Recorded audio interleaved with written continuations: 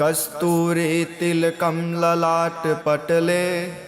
वक्षस्थले कौस्तुभं नासाग्रे वरमौक्तिकं करतले वेणुः करे कङ्कणं सर्वाङ्गे हरिचन्दनं सुललितं कण्ठे च मुक्तावली गोपस्त्रीपरिवेष्टितो विजयते गोपालचूडामणिः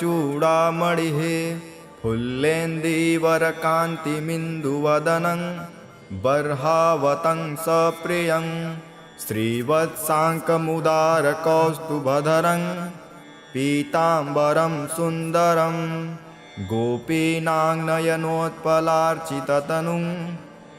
गोगोपसङ्घावृतं गोविन्दं कलवेणुवादनपरं दिव्यांगभूषं भजे। स्तोत्रम्।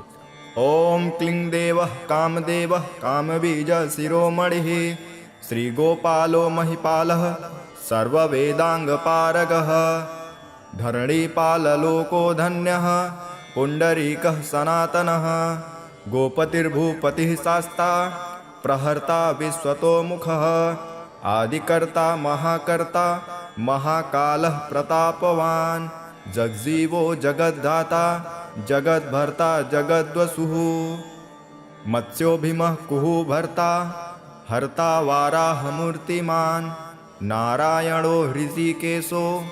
गोविन्दो गरुडध्वजः गोकुलेन्द्रो महाचन्द्रः सर्वरिप्रियकारकः कमलामुखलोलाक्षः पुण्डरीकस्वभावः दुर्वासः कपिलो भौमः सिन्धुसागरसङ्गमः गोविन्दो गोपतिर्गोत्रः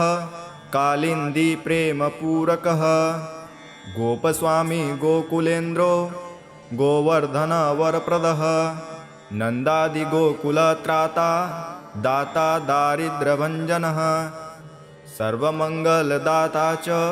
सर्वकामप्रदायकः आदिकर्ता महीभर्ता सर्वसागरसिन्धुजः गजगामी गजोद्धारी कामी कामकलानिधिः कलङ्कहरितश्चन्द्रो बिम्बास्यो बिम्बसत्तमः मालाकारः कृपाकारः कोकिलास्वरभूषणः रामो नीलाम्बरो देवो हलिदुर्दं मर्दनः सहस्राक्ष पुरीभेत्ता महामारी विनाशनः शिवः शिवः तमोभेत्ता बलाराति प्रपूजकः कुमारी वरदायी च वरेण्यो मिनकेतनः नरो नारायणो धीरो राधापतिरुदारधिः श्रीपतिः श्रीनिधिः श्रीमान् मापतिः प्रतिराजः वृन्दापतिः कुलग्रामी धामी ब्रह्म सनातनः रेवतीरमणो रामश्च अञ्जलश्चारुलोचनः रामायणशरीरोऽयं रामी रामः श्रियः पतिः शर्वरः शर्वरी शर्वः सर्वत्र शुभदायकः राधा राधयितो राधी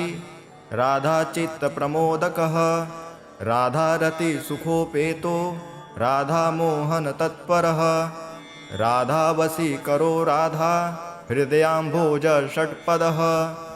राधालिङ्गनसम्मोहो राधानर्तनकौतुकः राधासज्जातसम्प्रीति राधाकामफलप्रदः वृन्दापतिः कौसनिधिः कोकशोकविनाशकः चन्द्रापतिश्चन्द्रपतिः चण्डकोदण्डभञ्जनः रामो दाशरथी रामो भृगवंशसमुद्भवः आत्मा रामो जितक्रोधो मोहो मोहान्धभञ्जनः वृषभानुर्भवो भावः काश्यपिः करुणानिधिः कोलाहलो हलिहाली हेलिहल्धरप्रियः राधामुखाब्जमार्तण्डो भास्करो रविजो विदुः विधिविर्धाता वरुणो वारुणो वरुणीप्रियः रोहिणी हृदयानन्दी वासुदेवात्मजो बली नीलाम्बरो रोहिणेयो जरासन्धवधो मलः नागो नावाम्भो विरुदो वीरः वरदो वली गोपथो विजयी विद्वान् शिपिविष्टः सनातनः परशुराम वचोग्राही वरग्राही श्रीगालः दमघोषोपदेष्टा च रथग्राही सुदर्शनः वीरपत्नी यशस्त्राता जराव्याधिविघातकः द्वारकावासतत्त्वज्ञो हुतासनवरप्रदः यमुनावेगसंहारी नीलाम्बरधरः प्रभु विभूषरासनो धन्वी गणेशो गणनायकः लक्ष्मणो लक्षणो लक्ष्यो रक्षो वंशविनाशनः वामनो वामनीभूतो वमनो वमनारुहः यशोदानन्दनः कर्ता यमलार्जुनमुक्तिदः उलूखली महामानी दामभद्वाह्वयी समी भक्तानुकारी भगवान् केशवोचलधारकः केशिहा मधुहा मोही वृषासुरविघातकः अघासुरविनाशी च पूतना मोक्षदायकः कुब्जा विनोदी भगवान् कंसमृत्युर्महात्मखी अश्वमेघो वाजपेयो गोमेधो नरमेधवान् कंदर्पकोटिलावण्य चन्द्रकोटिसुशीतलः रविकोटिप्रतीकाशो वायुकोटिमहाबलः ब्रह्मा ब्रह्माण्डकर्ता च कमलावाक्चितः प्रदः कमलाकमलाक्षश्च कमलामुखलोलुपः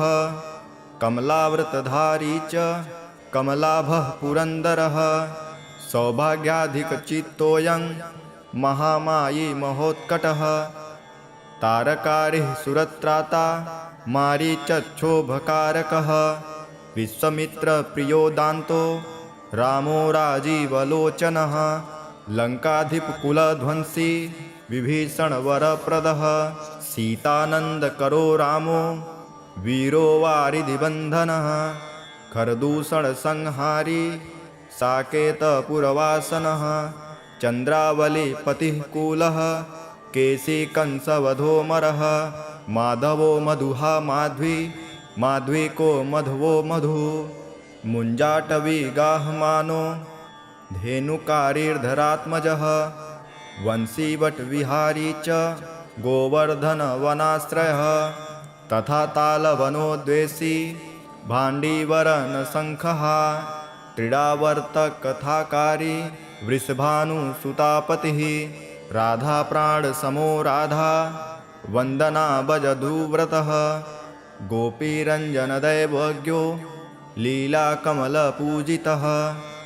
क्रीडाकमलसन्दोहो गोपिकाप्रीतिरञ्जनः रञ्जको रञ्जनो रङ्गो रङ्गीरङ्गमहीरुहः कामकामारिभक्तोऽयं पुराणपुरुषः कवि नारदो देवलो भीमो बालो बालमुखाम्बुजः अम्बुजो ब्रह्मसाक्षी च योगी दन्तवरो मनुः योगी दत्तवरो मुनिः ऋषभः पर्वतो ग्रामो नदीपवनवल्लभः पद्मनाभं सुरज्येष्ठो ब्रह्मा रुद्रहिभूषितः गणानां त्राणकर्ता च गणेशो ग्रहिलो ग्रही गणाश्रयो गणाध्यक्ष क्रोडीकृतजगत्त्रयः यादवेन्द्रो द्वारकेन्द्रो मधुरावल्लभो धुरी भ्रमरः कुन्तली कुन्ती सुरक्षी महामखी यमुना वरदाता च काश्यपस्य वरप्रदः शङ्खचूडवधो दामो गोपीरक्षणतत्परः पञ्चजन्यकरो रामी त्रिरामी वनजो जयः फाल्गुनः फाल्गुनसखो विराधवधरारकः रुक्मिणीप्राणनाथश्च सत्यभामा प्रियङ्करः कल्पवृक्षो महावृक्षो दानवृक्षो महाफलः अंकुशो भूसरो भामो भामको भ्रामको हरिः सकलः शाश्वतो वीरो यदुवंशी शिवात्मकः पद्युमो बालकर्ता च प्रहर्ता दैत्यः प्रभुः महाधनो महावीरो वनमाला विभूषणः तुलसीदाम सौभाग्यो जालंधर विनाशनः सुरः सूर्यो मृकण्डश्च भास्करो विश्वपूजितः रविस्तमोहावह्निश्च वाण्डवो बलवानलः दैत्यदर्प विनाशी च गरुडो गरुडाग्रजः गोपीनाथो महीनाथो वृन्दानाथो वरोधकः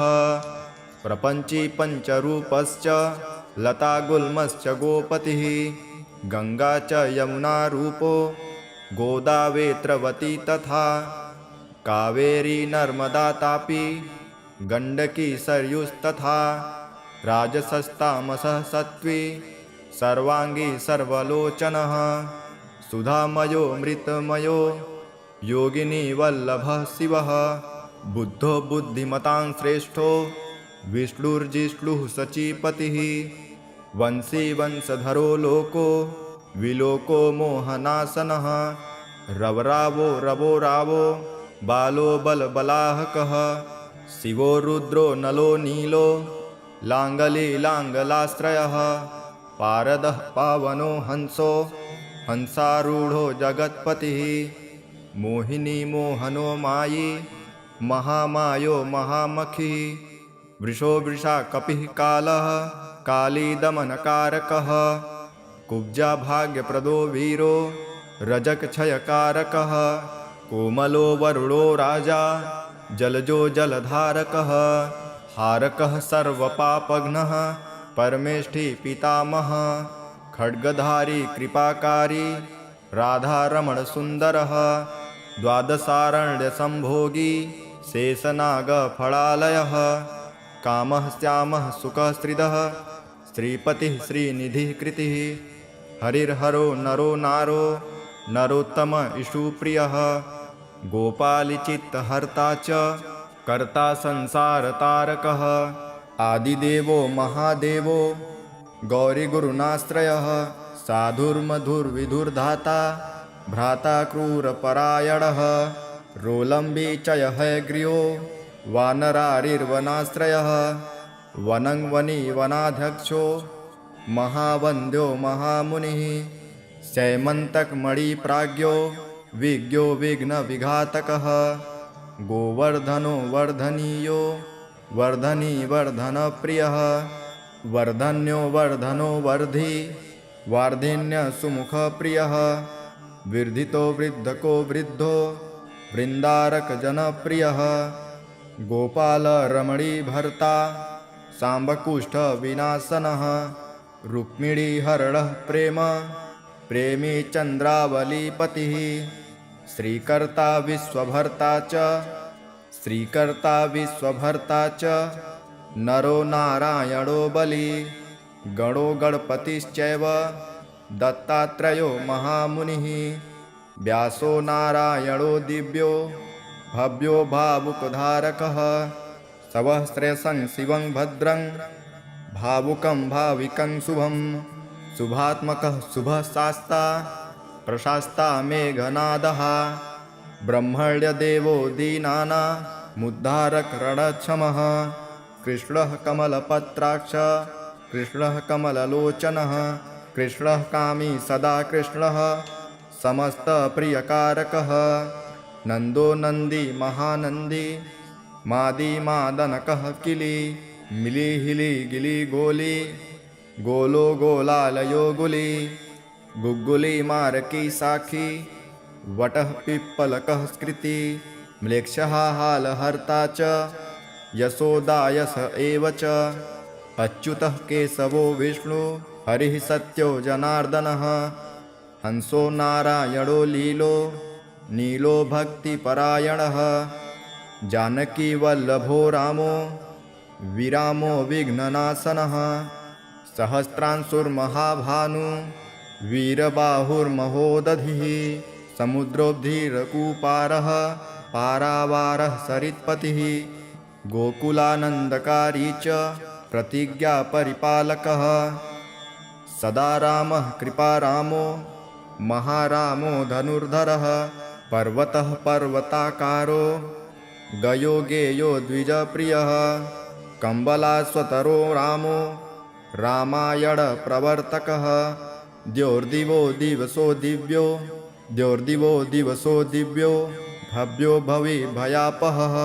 पार्वती भाग्ययसहितो भ्राता लक्ष्मी विलासवान् विलासी साहसी सर्वे गर्वी गर्वितलोचनः मुरारिर्लोकधर्मज्ञो जीवनो जीवनान्तकः यमो यमादिर्यमनो यामी याम विधायकः वंशुली पांशुः पाण्डुर्जुनवल्लभः ललिता चन्द्रिका माली माली मालाम्बुजाश्रयः अम्बुजाक्षो महायक्षो दक्षिश्चिन्तामणिः प्रभु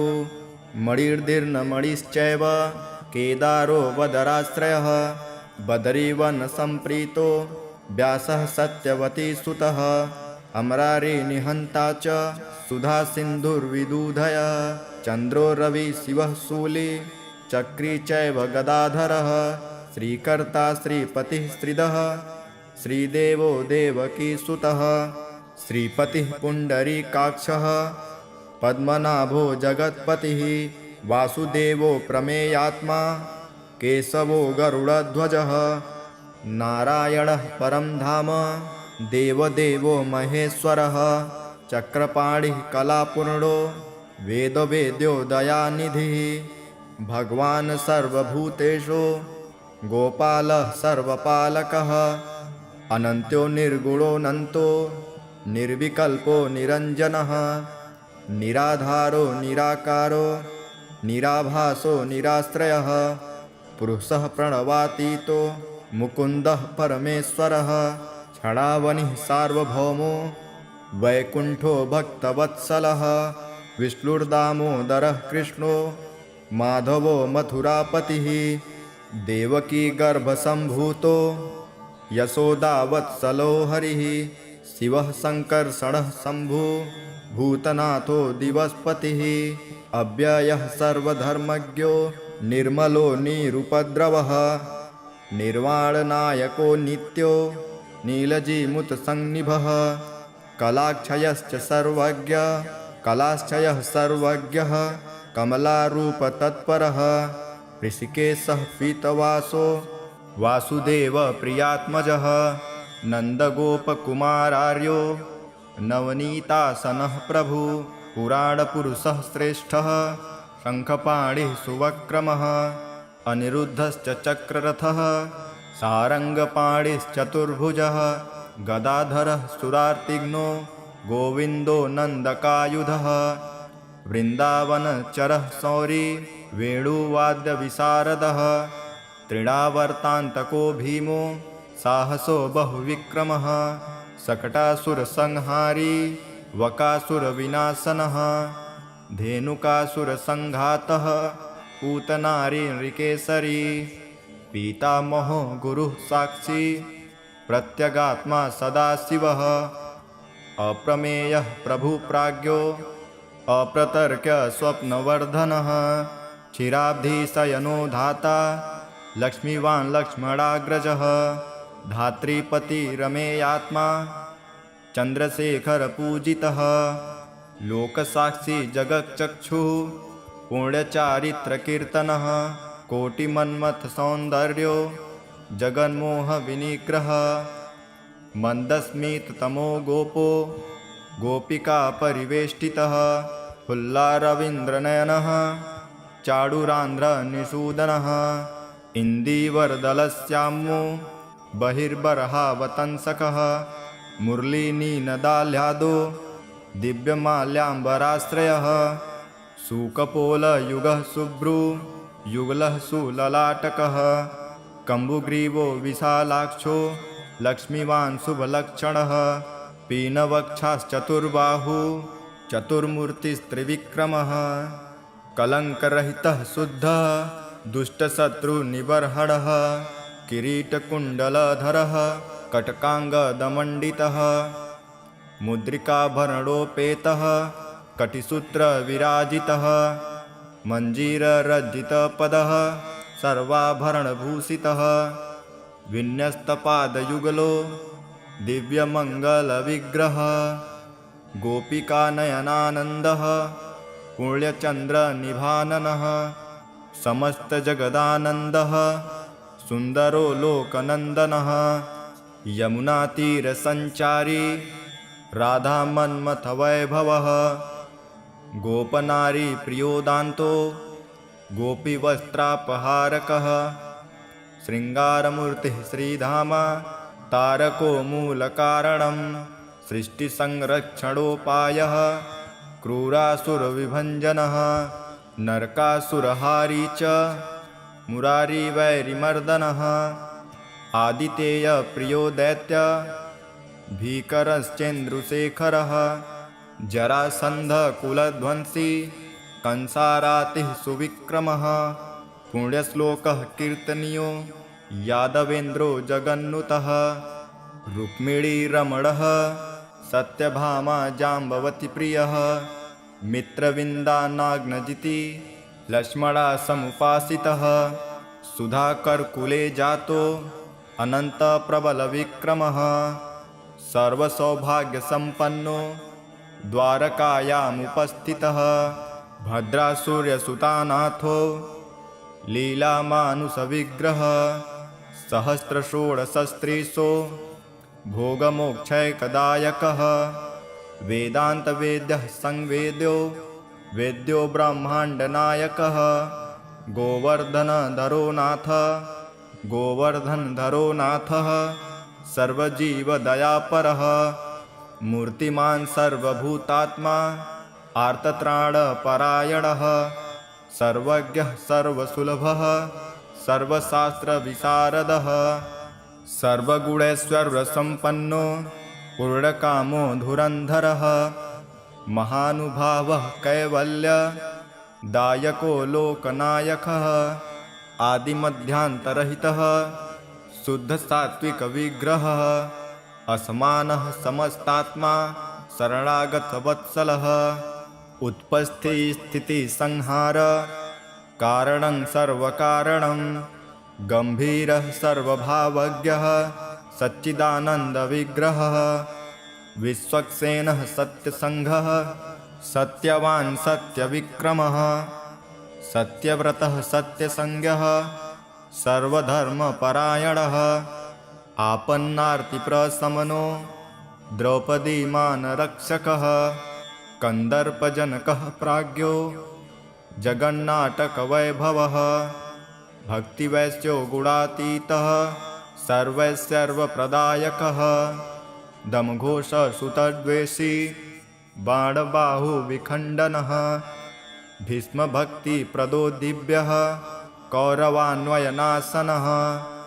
कौन्तेयप्रियबन्धुश्च पार्थश्चन्दनसारथी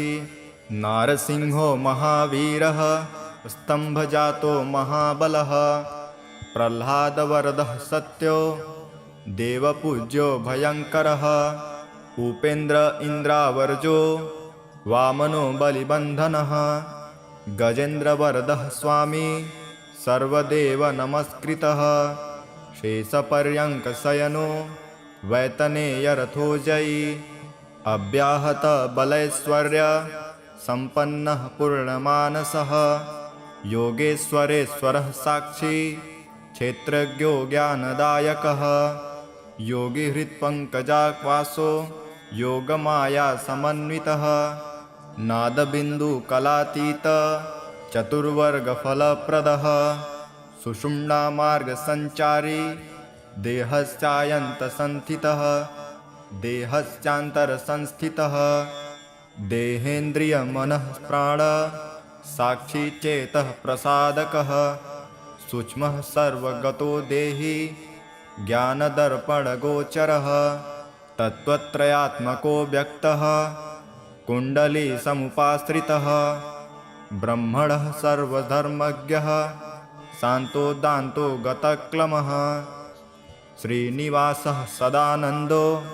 विश्वमूर्तिर्महाप्रभु सहस्रशीर्षाणपुरुषः सहस्राक्षसहस्रपात् समस्तभुवनाधारः समस्तप्राणरक्षकः समस्तसर्वभावज्ञो गोपिकाप्राणवल्लभः नित्योत्सवो नित्यसौख्यो नित्यसिर्नित्यमङ्गलः दुहार्चितो जगन्नाथः श्रीवैकुण्ठपुराधिपः पूर्णानन्दघनीभूतो गोपवेशधरो हरिः कलापकुसुमश्यामः कोमलः शान्तविग्रहः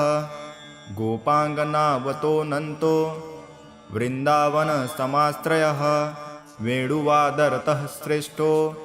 वेदानां हितकारकः बालक्रीडासमासक्तो नवनीतस्य तस्करः गोपालकामिनीजारः चोरजारशिखामणिः परं ज्योतिपराकाशः परावासः परिस्फुटः